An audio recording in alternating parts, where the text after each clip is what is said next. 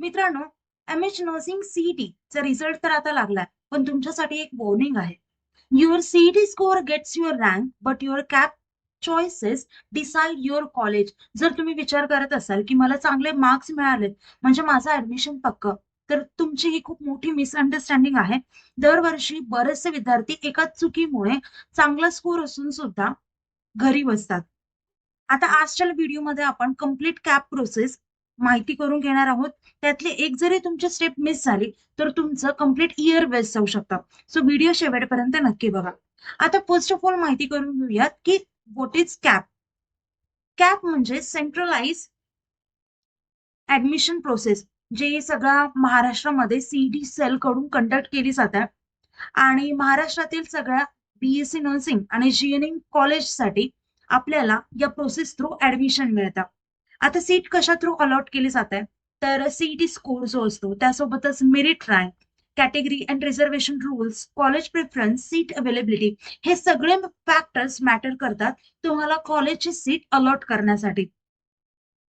आता तुमची कॅटेगरी आणि रिझर्वेशन रूल्स, तुम्ही दिलेले कॉलेज प्रिफरन्स आणि कॉलेजमधली जी सीट अवेलेबल असतात, तर त्याच्यावरून तुमची सीट ही कन्फर्म होत असते.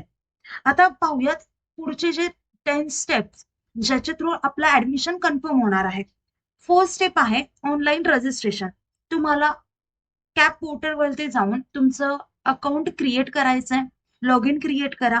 पर्सनल आणि अकॅडमिक तुम्हाला डिटेल्स फिल करायचे, लाईक 10th 12th पीसीबीचे मार्क्स वगैरे व्हेरीफाय करायचंय, मोबाईल नंबर आणि ईमेल आयडी, आणि त्यानंतर ऍप्लिकेशन फॉर्म हा सबमिट करायचा आहे. हा कॅप प्रोसेसचा फॉर्म असेल. एक्झामचा आपण फॉर्म फिल केलेला आहे, हा असेल कॅप प्रोसेसचा फॉर्म. या रजिस्ट्रेशन शिवाय तुम्ही कॅप प्रोसेसमध्ये पार्टिसिपेट होऊ शकत नाहीत, ही गोष्ट लक्षात ठेवा. त्यामुळे कॅपसाठी रजिस्ट्रेशन तुम्हाला आत्ताच करावं लागेल.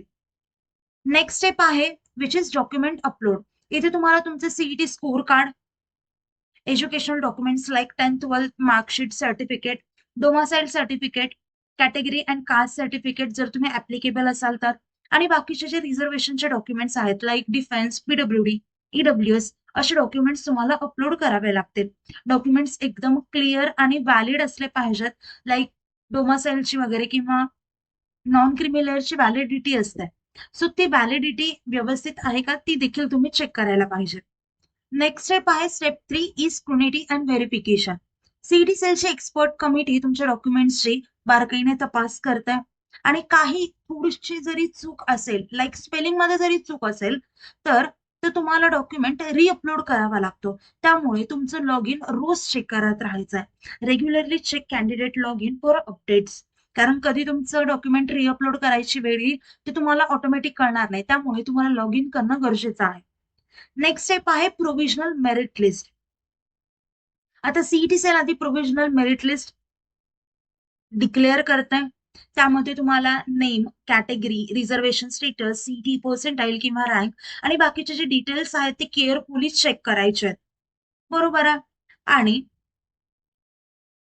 काही चूक असेल तर ग्रेव्हियन्स विंडोमध्ये ऑब्जेक्शन रेज करायचंय. लक्षात ठेवा, चूक आता तुमची जी चूक झालेली असेल याआधी, तर ती चूक सुधारण्याचा हा लास्ट चान्स असेल. This is the last chance to correct mistakes. Okay. Next step असेल फायनल मेरिट लिस्ट. ग्रीवन संपल्यानंतर फायनल मेरिट लिस्ट येते तुमच्याकडे आणि हा रँक तुमची जी खरी इलिजिबिलिटी असती तर ते डिसाइड करतं. नेक्स्ट स्टेप येते step 7 which is option form filling. आणि हा जो असतो सगळ्यात मोठी स्टेप आहे. इथे तुम्हाला गव्हर्नमेंट आणि प्रायव्हेट नर्सिंग कॉलेजेसचे प्रिफरन्सेस ऍड करायचे. तो पण टॉप टू बॉटम हा ऑर्डर असला पाहिजे. ऑर्डर सुद्धा तितकाच महत्वाचा असतो. जास्तीत जास्त कॉलेजेस ऍड करणं गरजेचं आहे, कारण higher preference equals to higher chances of better allotment. Okay. Next step आहे कॅप राऊंड सीट अलॉटमेंट. आता सिस्टीम ऑटोमॅटिकली तुम्हाला सीट अलॉट करते. सीट मिळाल्यानंतर तुम्हाला ती फ्रीज करायची आहे की बेटरमेंटसाठी पुढच्या राऊंडला जायचं आहे, हा जो डिसिजन आहे तर ते सीईटीचे रूल्स वाचून तुम्हाला केला पाहिजे. तरी थोडक्यात मी सांगते, जर तुम्हाला सीईटीची सीट, जी तुम्हाला सीट अलॉट झालीये, कॉलेज अलॉट झालंय, ते जर कन्फर्म करायचं असेल तर कॉलेज फ्रीज करा. अदरवाईज तुम्हाला जर नेक्स्ट राऊंड वरती जायचं असेल तर तुम्हाला बेटरमेंट हा ऑप्शन चूज करावा लागतो. बेटरमेंटसाठी तुम्हाला वेगळी फीस पे करावी लागते, तिथे तुम्हाला शो होईल. त्यानंतर तुमचं आता जर तुम्ही कॉलेज ते कन्फर्म केलं फर्स्ट राऊंडला मिळालेला, तर सीट फायनल तुमची केली आहे तुम्ही. ती झाल्यानंतर दिलेल्या वेळेत तुम्हाला ओरिजिनल डॉक्युमेंट्स आणि तुमची कंप्लीट फीस घेऊन कॉलेजला स्वतः भेट द्यायचंय. जर तुम्ही टाइम वरती रिपोर्ट केला नाही तर तुमचं ऍडमिशन तिथल्या तिथे कॅन्सल होईल आणि तुम्ही दुसऱ्या राऊंडसाठी सुद्धा एलिजिबल नसाल. सो आधी जाऊन दिलेला जो तुम्हाला 2 ते 3 दिवस दिले जातात, त्या 3 दिवसामध्ये तुम्हाला तुमची सीट ही बुक करायची कॉलेजमध्ये जाऊन. आता वळूयात बाकीच्या राऊंड्सकडे. त्यानंतर तुमचा येतो कॅप राऊंड 2. हा तुमचा सेकंड चान्स असतो. जिथे फर्स्ट राऊंड मध्ये जे पण वॅकंट सीट्स असतात तर त्या सेकंड राऊंड मध्ये फिल केल्या जातात. जसा बाकीची प्रोसेस असते लाईक फ्रीज बेटरमेंटची राऊंड फर्स्टची, तशीच राऊंड सेकंडची सुद्धा असते. त्यानंतर राऊंड थर्ड येतं, तशीच सेम प्रोसेस आहे. लास्ट इयरला 4 राऊंड झाले होते कॅप राऊंडचे. चान्सेस आहेत यावर्षी देखील होतील. स्टील हा डिसिजन सीईटी सेल वरती डिपेंड असतो. आता या सगळ्या गोष्टी झाल्या, पण हे सगळे कॅप राऊंड संपल्यानंतरही बऱ्याच कॉलेजेसमध्ये बऱ्याच जागा वॅकंट असतात.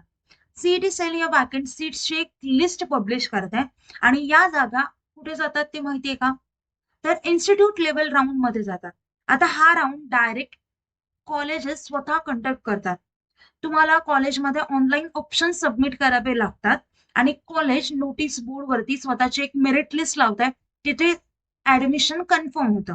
आता ज्यांना कॅपराऊंड मध्ये सीट मिळाली नाहीये किंवा तुमच्या मनासारखी मिळाली नसेल तर त्यांच्यासाठी हा एक जॅकपॉट असेल. कळतंय? इथे बऱ्याचदा कमी मार्क्स वरती सुद्धा चांगले कॉलेज अलॉट होऊ शकतात. आता मित्रांनो, या सगळ्या गोष्टी तर आपण पाहिल्यात, कम्प्लीट प्रोसेस पाहिली आहे. पण जर तुम्ही या 5 चुका केल्या तर तुमचं ऍडमिशन कॅन्सल होऊ शकतं. First is uploading wrong documents, चुकीचे डॉक्युमेंट्स अपलोड करणे. Second thing is missing verification updates on the portal. पोर्टलवरती व्हेरिफिकेशन अपडेट्स आपण मिस करतो, रेग्युलर चेक करत नाहीत. Third thing is filling very few college choices in your preference form. Preference form मध्ये आपण खूप कमी कॉलेजेसची लिस्ट टाकतो. झाले तेवढे जास्तीत जास्त कॉलेजेसची आपल्याला लिस्ट टाकायची आहे. Ignoring the publish merit list, publish झालेल्या मेरिट लिस्टकडे आपण दुर्लक्ष करतो. Missing the strict college reporting deadlines, आणि कॉलेज रिपोर्टिंगची डेडलाईन आपण चुकवतो, त्यामुळे आपलं कम्प्लीट इयर हे बेस्ट जाऊ शकतात. सो या 5 चुका आपल्याला अवॉइड करायच्या आहेत. आता मित्रांनो, तुम्हाला वाटत असेल एवढ्या सगळ्या गोष्टी आहेत, आम्हाला कशा लक्षात राहणार? या सगळ्या स्टेप्स ऐकून तुमचं डोकं ऑब्व्हियस फिरलं असेल. आता फॉर्म कसा भरायचा, कॉलेज लिस्ट कशी तयार करायची, डॉक्युमेंट्स कोणते लागतील, हे सगळ्या गोष्टी आपल्याकडे सॉल्व्ह होणार आहेत. तुमच्यासाठी आपल्याकडे काउन्सिलिंग कोर्स आहे आणि तो काउन्सिलिंग कोर्स फक्त 999 रुपयामध्ये मिळणार आहे. यामध्ये तुम्हाला one on one counsellor access, step by step संपूर्ण guidance, expert college selection strategy मिळते. तुमच्या रँकनुसार बेस्ट कॉलेज मिळण्यासाठी ही स्ट्रॅटेजी असते. यासोबतच कॅप फॉर्म फिलिंग असिस्टन्स मिळतं आणि डॉक्युमेंट व्हेरिफिकेशन असिस्टन्स मिळतं आणि कट ऑफ अनालिसिस आणि डायरेक्ट कॉलेज ऍडमिशन गायडन्स सुद्धा मिळतं. या सगळ्या गोष्टी फक्त 999 रुपयामध्ये मिळतात. सो आत्ताच काउन्सिलिंग कोर्स जॉईन करा. जॉईन करण्यासाठी दिलेल्या नंबरवरती तुम्ही कॉन्टॅक्ट करू शकता. मित्रांनो, आता या व्यतिरिक्त तुम्हाला कुठल्याही प्रकारचा डाऊट असेल कॅप रिलेटेड और ऍडमिशन रिलेटेड तर तुम्ही मला कमेंट करून विचारू शकता. आता आपलं लेक्चर इथे सेंड करूया. Thank you, nice day, bye.